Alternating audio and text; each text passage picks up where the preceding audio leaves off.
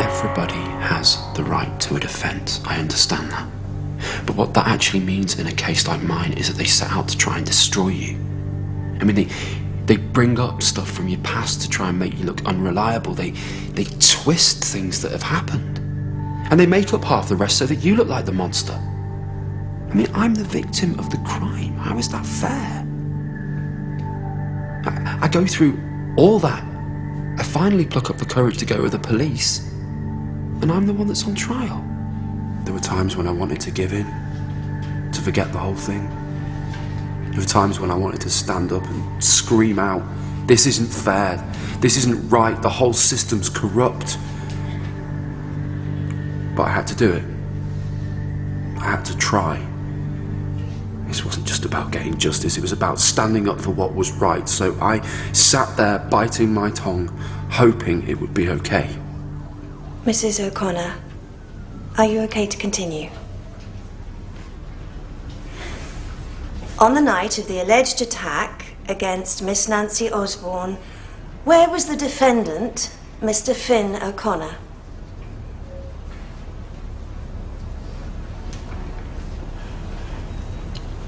I don't know. I don't know. But he wasn't at home with me.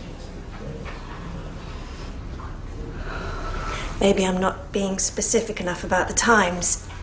If we go back a step, did you see your son at all the night Miss Osborne claims she was attacked by your son?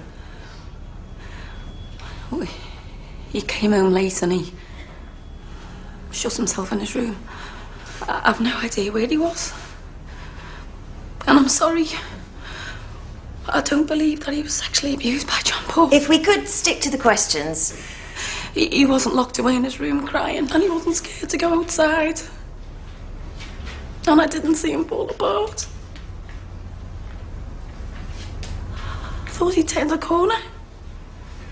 He was all upbeat and positive, like he'd taken control of his life.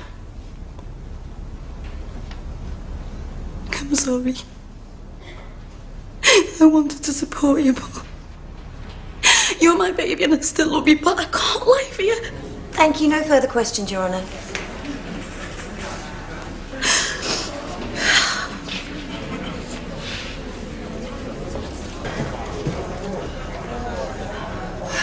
Love, we got the message about Diane. The defence is just having a few minutes to sort themselves out. Oh, she took her time, though. Lying witch. Yeah, but the point is that she told the truth. Yeah, that knock on the head obviously did her some good. I should have cracked her weeks ago. What happened in there is changed things. I mean, there's a long way to go, but for the first time I'm starting to believe it might actually happen. Come here. Yeah. What are they doing here? Witnesses to help Finn. The defence won't give up without a fight. Like I said, it's a long way to go yet.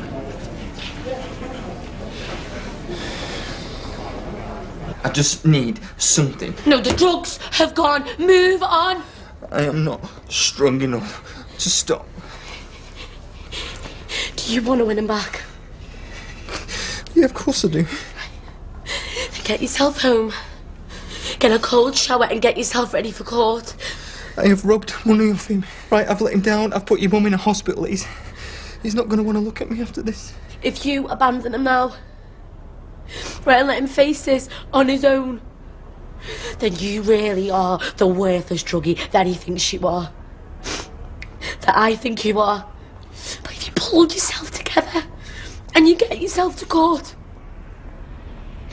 then you might still have a chance. Did you ever have to discipline Mr. McQueen? John Paul was a professional and caring member of staff. Yes or no? You must answer the question.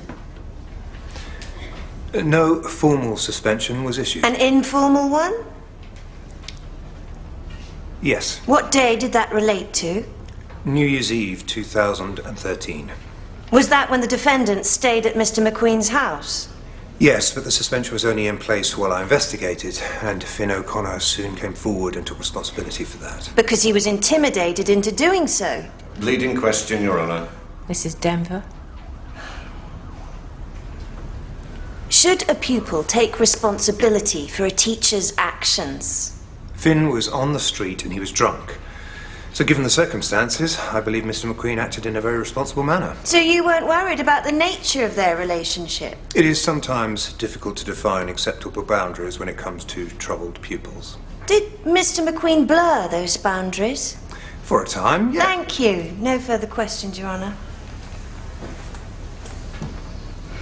McQueen? He had a relationship with my son. Craig Dean, is that right? Yes. How did the relationship start? Well, they were at school together. Did you approve of their relationship? Yes, eventually. Eventually? What was the hesitation? Well, my son Craig, well, I was a little surprised, you know. I didn't know that he was gay. He wasn't openly gay at the time their relationship began. Well, no. He had a girlfriend. It was a very difficult time for him. Confused, vulnerable. Well, I think he was confused by his feelings, his sexuality. Perhaps even a little vulnerable. So, how did he come to be in a relationship with John Paul? Well, I think John Paul just came along and turned his head, you know, won him over, tipped his whole life upside down. In a good way, of course. So, John Paul pursued a confused, vulnerable, 17-year-old schoolboy. Your Honour. Mrs. Denver, I've told you once about leading questions. Is it fair to say that John Paul was the one who pursued your son? Well, yes. No further questions, Your Honour.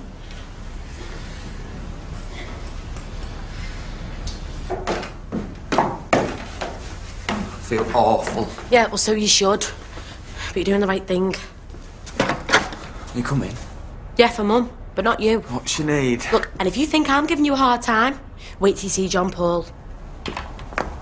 You may consider that the evidence revealed the defendant not to be a vulnerable schoolboy, but rather a vicious and dangerous rapist.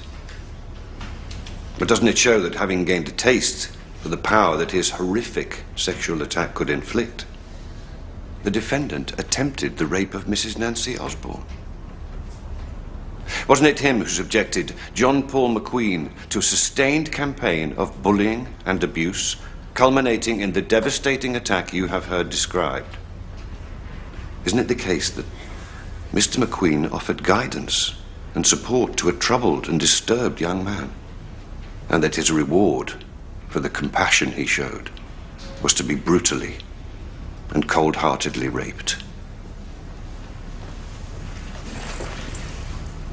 Finn O'Connor, a vulnerable and confused schoolboy, you may think, who did no more than place his trust in a teacher who blurred the boundaries of acceptable behaviour, whose interest in Finn O'Connor wasn't compassion, but lust, a teacher who began a calculated course to groom him for sexual favours. I invite you to conclude that Mr. McQueen is someone with a track record for targeting schoolboys, for corrupting them and coercing them for his own gratification. And when his sordid life came crashing down, didn't he concoct a false allegation to cover up his own depraved and sickening crimes? And when my client's name was sullied with this allegation, Miss Nancy Osborne pointed the finger at an easy target. Having made one false allegation against Robert Roscoe, she quickly made another against Finn O'Connor. An accusation with no substance and no evidence to support it. I therefore invite you to find my client not guilty on both counts. I must ask you now to retire to the jury room and consider your verdict.